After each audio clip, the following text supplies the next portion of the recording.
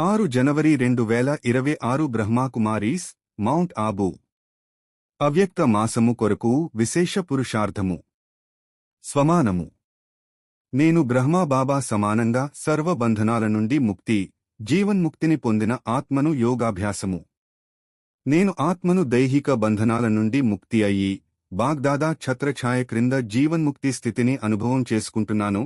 సర్వాత్మల బంధనాలు సమాప్తమవుతున్నాయి. ధారణ: స్వయం దేహభానం యొక్క బంధనం నుండి ముక్తులుగా ఉంటూ ఇతర ఆత్మలు బంధనముక్తులుగా అవ్వడానికి సహాయం చేయాలి.